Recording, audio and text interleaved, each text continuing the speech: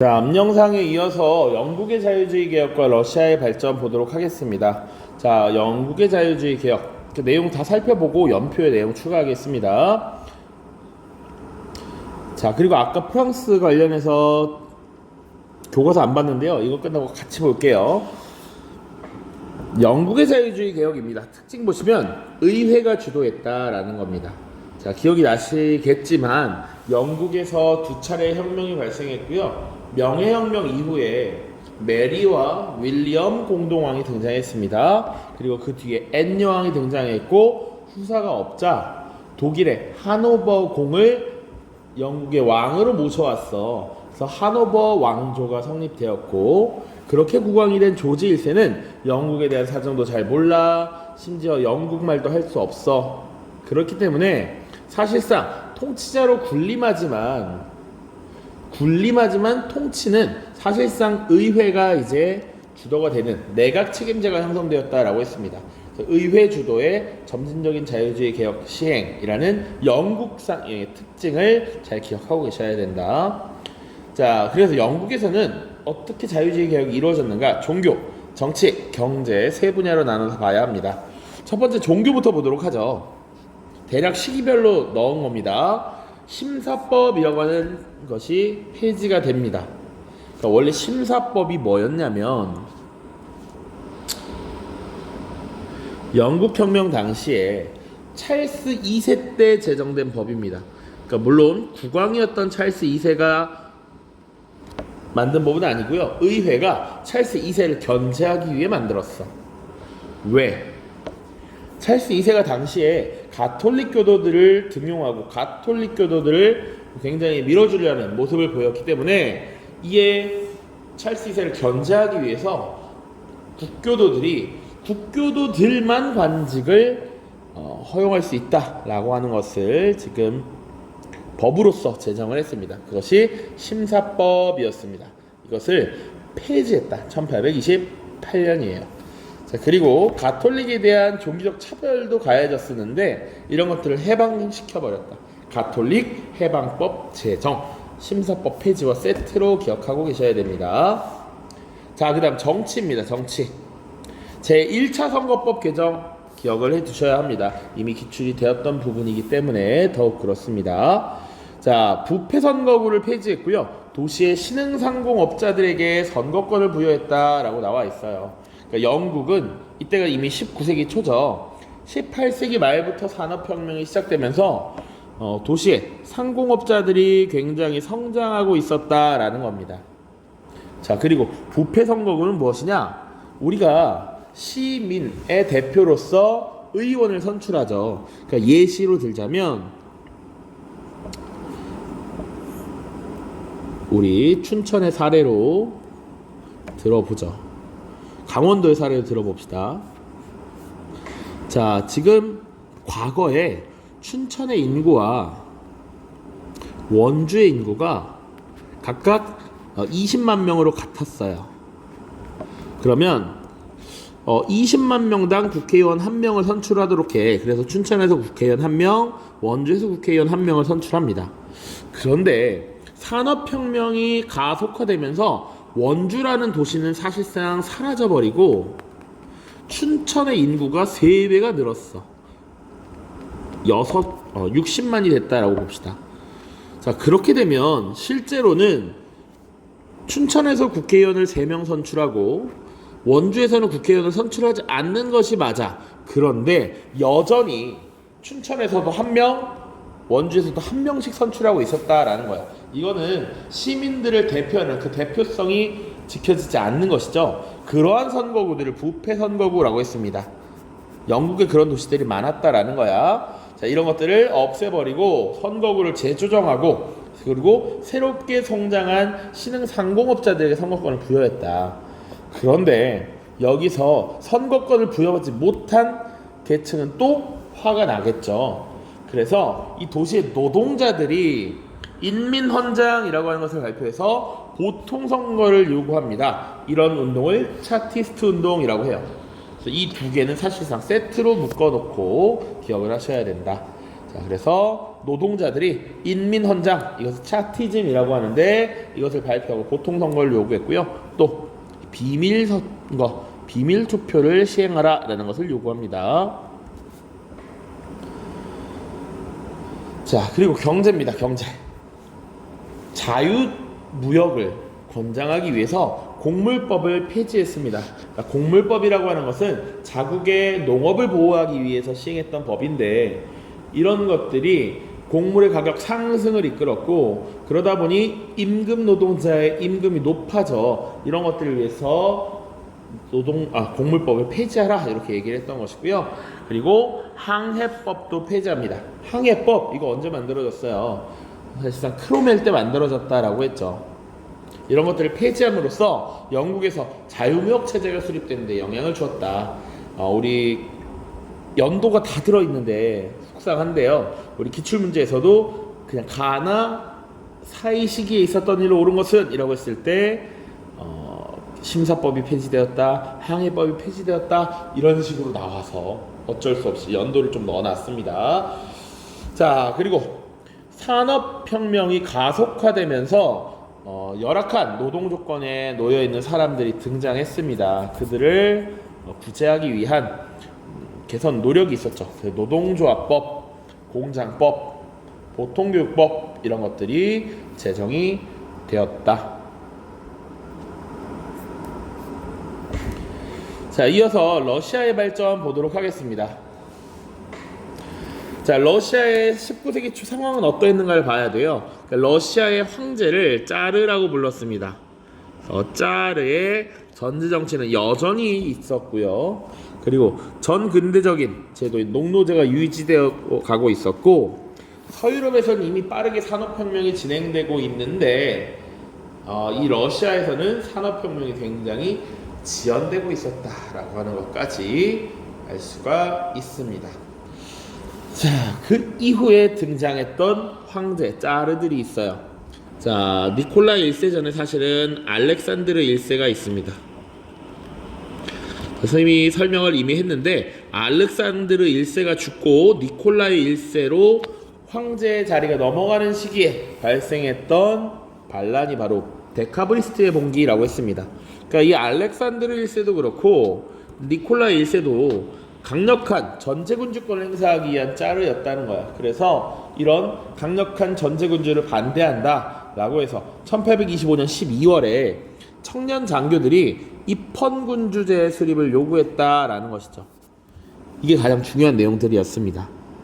이것이 결국 새롭게 황제에 즉위한 니콜라이 1세에 의해서 강력하게 탄압되었고, 이후에 점점 더 강력하게 보수적인 정치가 강화되었습니다. 자, 그리고 이 니콜라이 1세는 흑해 방면으로 남하 정책을 추진합니다. 이 북방의 추운 지역을 벗어나기 위한 노력들이었다라고 보시면 되고요. 그래서 오스만 제국과 크림 전쟁을 벌였습니다만 러시아의 성장을 바라지 않았던 영국, 프랑스, 프로이센 등이 오스만 제국을 지원함으로써 결국 패배하게 되었죠. 그리고 이 니콜라이 1세는 전쟁 중에 죽고 뒤를 이어서 알렉산드르 2세가 즉위하게 됩니다. 자, 알렉산드르 2세 때는 여러 가지 문제에 직면합니다. 이 사회가 굉장히 낙후되어 있었고, 이 데카브리스트의 봉기뿐만 아니라 사회적으로 불만이 계속 늘어나고 있었다라는 것이지. 그래서 나름의 내정 개혁을 추진하려고 시도했고요. 그 중에 하나로 발표된 것이 바로 농노 해방령입니다. 기존의 전 근대적인 이 사회의 유지였던 농노 해방을 선포함으로써 시민들을 더 늘리고 나름의 반발을 무마시키려고 했던 것이죠.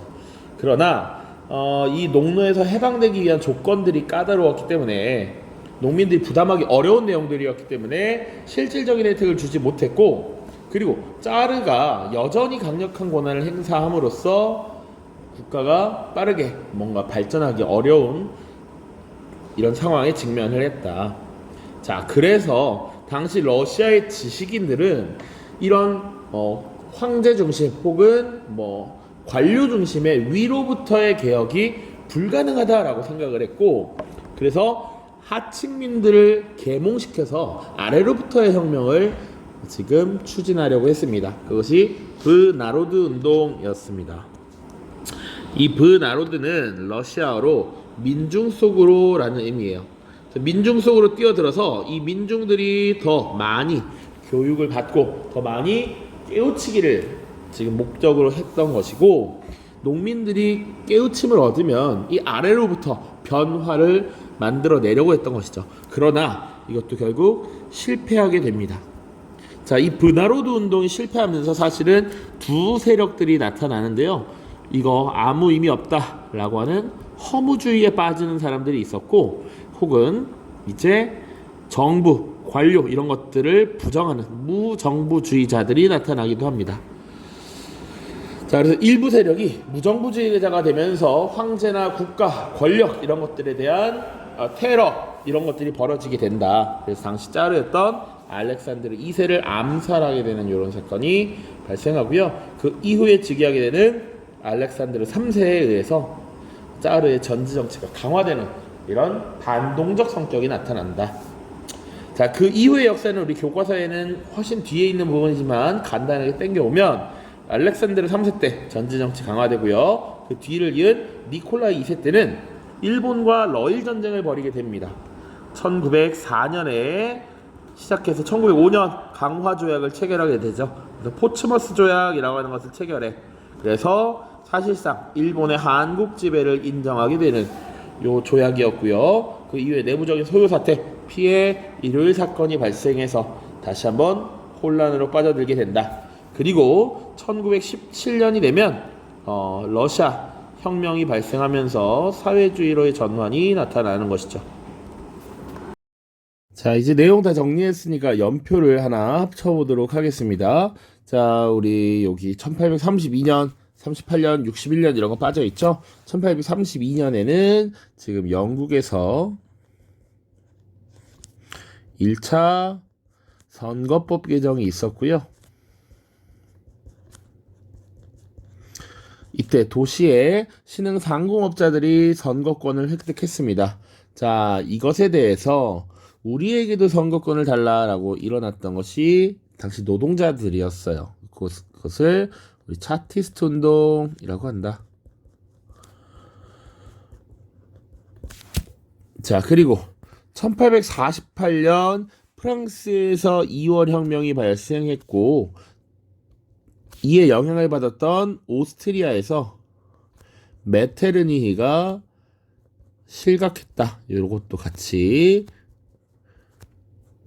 기억을 해주시고요. 52년 제2제정의 수립, 그리고 61년엔 러시아에서 농노해방령이 선포되죠. 자, 자연농을 육성하려는 일종의 개혁 조치였다. 자, 당시 러시아의 황제 알렉산드르 2세가 주도하였다. 물론 그 외에도 사실 여러 가지 조치들이 취해집니다. 지방의회를 창설하려는 노력, 세금 제도의 개혁 등등등이 있지만, 사실상 이 황제가 자신의 권한을 내려놓지 않은 상태에서 이루어진 개혁이라 성과를 거두지 못했다. 자, 그리고 조금 빠져 있는데 이렇게 굳이 하나 이렇게 추가하자면 1853년부터 56년까지 이렇게 붙이는 게 낫겠네요. 자, 여기 러시아가 남하 정책을 추진하기 위해서 크림 전쟁이라고 하는 것을 벌였죠. 크림 전쟁 1853년부터 56년까지의 일이었습니다. 자, 요 정도 보시면 되겠네요. 자, 교과서와 문제풀이 이어서 보세요. 자, 교과서 151쪽에 있는 교과서 내용 살펴보고 기출문제 보면서 마무리하겠습니다. 영국의 자유주의 개혁부터 먼저 보죠. 자, 영국에서는 의회 주도로 자유주의 개혁이 일어났다고 했고, 그래서 심사법을 폐지한다든지 가톨릭 해방법을 제정한다든지를 통해 종교차별을 금지했다라고 했습니다. 자, 그리고 정치 분야에서는 제1차 선거법 개정으로 부패 선거구의 폐지, 그리고 선거권의 부여. 그러나 이에 대한 하층민 노동자들의 반발, 차티스트 운동 이런 거 봤습니다.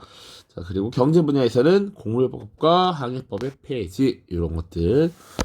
자, 자료 보도록 하겠습니다. 자료. 차티스트 운동의 6가지 요구사항이 있습니다. 자, 어떤 내용인가 보죠. 21세 이상 모든 남자의 선거권 인정. 지금 이 내용은 일정한 연령이 되면 선거권을 부여하라 라는 거니까 이것을 이제 보통선거 주장이라고 보통 우리가 해석을 하고 있죠. 보통선거 주장. 자, 그리고 유권자 보호를 위한 비밀투표제. 아까 요 2가지 내용 이야기했습니다. 그리고 의원의 재산 자격 제한 조항 폐지. 그리고 의원에게 보수 지급, 인구 비례에 따른 동등한 선거구 설정. 이런 것들을 주장을 했다. 자, 2번째, 영국의 선거법 개정 보시면 개정 전에는 귀족들과 지주계층인 젠트리 계층에게만 선거권이 부여가 되었습니다. 그러다가 1차 때가 되면 도시의 신흥상공업자들에게 선거권을 부여하기 시작했고, 그 이후에 이 중간에 1838년 차티스트 운동이 발생을 한 것이죠. 자, 그래서 순차적으로 이 선거권이 확대되기 시작하는데 도시의 소시민과 노동자, 그리고 3차 때가 되면 농촌, 광산의 노동자까지, 그러니까 사실상 일정 연령이 되면 모든 남자에게 선거권이 부여된 것이 3차 선거법 개정입니다. 자, 그래서 여기 수능 특강에 지금 3차 선거법 개정과 관련된 자료가 들어있어서 한번 체크를 좀 해두시는 게 좋을 것 같고, 그리고 4차 보시면 이제 남성과 동등한 연령까지는 아니지만 누구에게도 선거권이 부여되나요? 바로 여성에게도 선거권이 부여가 됩니다. 요거는 1학년 통합사회 시간에 선생님이 여성 참정권 운동 얘기할 때 언급을 했는데요. 이 시기가 1차 세계대전 시기입니다. 자, 총력전의 세기였고 각국에서는 모든 물적, 인적 자원을 총동원하는 시기였어요. 특히나 남성들은 대다수가 전쟁으로 이끌려가는 시기였습니다. 그래서 이 국내 산업을 여성들이 없이는 가동하기 어려울 정도였다. 그래서 여성들의 사회 참여가 높아지면서 여성들에게도 이런 참정권이 부여가 되는 이런 모습이 나타나고 있다라고 보시면 됩니다. 자, 이제 러시아의 발전과 관련해서는 1861년 알렉산드르 2세가 발표한 농노해방령이라고 하는 것을 꼭 기억해야 됩니다. 자, 보시면 농노는 적절한 시기에 자유로운 농민으로서 모든 권리를 갖는다. 그러니까 지금 이 19세기 중반의 일인데 유럽에서는 이미 12세기, 13세기가 되면 도시가 형성되면서 이런 농노제, 장원제가 해체돼가는 모습이 보여지는데 아직까지 이런 뭐랄까요, 전근대적인 제도가 남아 있었다라는 것이죠. 그래서 대략 러시아 영토, 러시아 땅 10분의 9를 1만 명도 안 되는 소수의 인원이 다 독점을 하고 있었습니다. 이런 문제를 해결하기 위해서 농노해방령이 발표되었는데 내용 보시면, 자, 지주가 허락한다면 영구 사용권이 주어진 경지나 그 밖에 쓸모있는 땅도 개인 소유로 할 수 있다. 이제 농민들이 토지에 예속되지 않아도 되고 자영농으로 살 수 있도록 하겠다라는 의미이죠. 자, 농노는 토지를 지주로부터 되사는 방법으로서 지주에 대한 의무에서 벗어나 자유로운 농민의 신분이 된다. 어쨌거나 지주에게도 어떤 대가를 지불해야 한다는 것인데, 보시면 농노가 지주로부터 토지를 사들이는 가격은 지대의 15배에서 20배로, 그 대금의 80%는 정부가 대신 지급하고 농민은 이자를 붙여 49년간 갚도록 한다. 이렇게 내용이 나와 있습니다. 자, 그래서 이 농노해방령이 실질적으로 농노들에게, 당시 농민들에게 큰 경제적 혜택을 가져다 주지 못했다라는 겁니다. 그래서 자료 해설 보시면 모든 토지가 지주의 재산이라는 전제 하에 이루어져서 많은 배상금을 지불해야 했습니다. 그래서 사실은 실제로 뭐 이걸 배상하고 땅을 얻기란 굉장히 어려웠다. 현실적인 도움이 되지 못했다. 그러다 보니 이런 짜르 중심의 전제 개혁, 이런 것이 제대로 성공적으로 이루어지지 않았고, 당시 러시아의 지식인들은 근본적인 문제가 짜르의 전제 정치에 있다라고 보고 이 민중 속으로 들어가자라고 하는 브나로드 운동을 전개하기도 했다라는 것이죠. 근데 그마저도 실패해서 실망한 인물들이 무정부주의자 혹은 허무주의자가 되면서 이 러시아가 다시 한번 침체기를 겪는 이런 모습으로 이제 나아간다라는 점입니다. 자, 문제 풀고 마무리 짓도록 하죠. 자, 131쪽의 문제, 아닙니다. 130쪽 문제입니다. 러시아의 발전과 관련해서 단독 문항으로 출제된 것은 사실 없고 영국의 자유주의와 관련해서 두 문항이 있습니다. 한번 살펴보겠습니다. 2019년 수능이네요. 자, 그림은 국왕이 서 있는 헌법의 언덕 아래에 개혁가들이 낡은 선거구 체제를 상징하는 썩은 나무를 도끼로 쓰러뜨리려고 하자 반대파가 이를 막으려고 하는 상황을 묘사하고 있다. 의회는 입법을 통해 선거구를 조정하고 신흥상공업자를 비롯한 중간 계급에게도 선거권을 부여하였다. 이 입법은 지금 제1차 선거법 개정을 의미하는 것이죠. 자, 그래서 1832년의 이야기입니다. 자, 연필에서 한번 찾아봐야 되는데, 자코뱅 헌법의 제정. 이 자코뱅 헌법은 93년 헌법이었습니다. 자, 프랑스 혁명에서 91년 헌법, 93년 헌법 잘 기억을 해야 됐어. 좀만 설명을 해볼까요? 그래도. 자, 입법의회 시기. 적용되냐. 그러니까 입법의회를 만든 헌법이 91년 헌법이죠. 91년 헌법이라고 적읍시다. 91년 헌법. 그리고 93년 헌법. 요 두 가지 비교한다면 91년 헌법은 기본적으로는 입헌군주제를 명시하고 있고요. 재산 소유에 따른 제한 선거를 규정하고 있습니다. 이게 핵심이야. 그리고 이 91년 헌법을 통해서 입법의회가 성립됐습니다. 이걸 기반으로 92년에 입법의회가 만들었다. 자, 그럼 93년 헌법은 사실상 92년 말경에 이미 왕정이 정지되고 공화정이 들어선 다음 만들어졌어요. 그래서 공화제를 표방하고 있고, 그리고 보통선거를 명시하고 있습니다. 두 가지 구분을 해야 된다. 자, 어쨌든 93년 헌법이니까 지금 1793년을 얘기하는 것이다.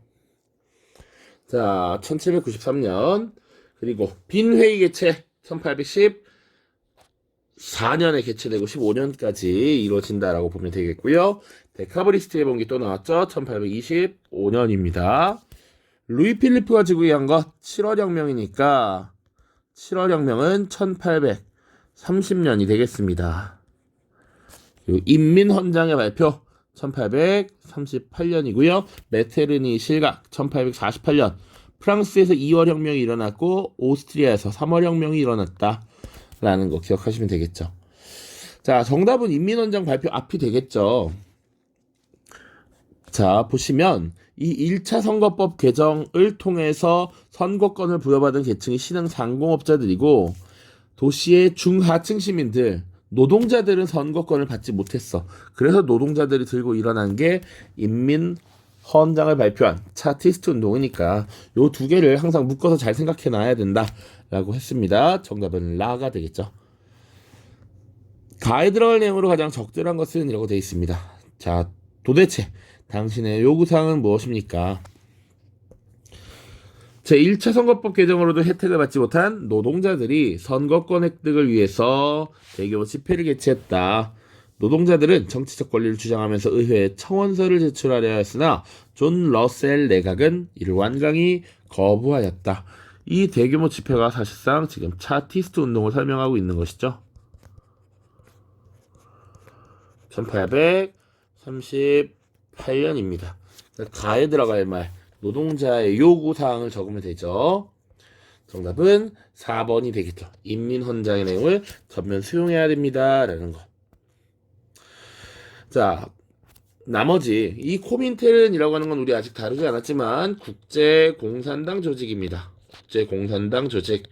그래서 이 사회주의 러시아 혁명 이후에 등장한 국제공산당 조직으로서 각국의 이 사회주의 정당과 연대를 하면서 공동의 행동을 조직하고 기획하고 명령을 전달하는 이런 조직이었습니다. 권리 장전을 승인해야 합니다라는 건 명예혁명과 관련된 것이죠.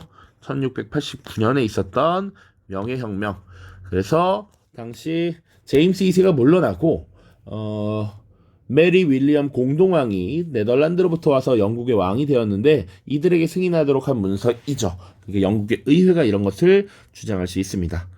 브나로드 운동을 확대해야 합니다. 이것은 러시아의 지식인들이 되겠죠.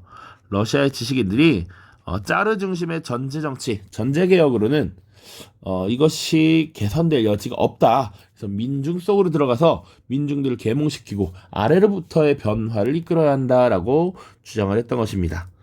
자, 러다이트 운동에 대한 탄압을 중지해야 합니다. 러다이트 운동이란 기계 파괴 운동이었습니다.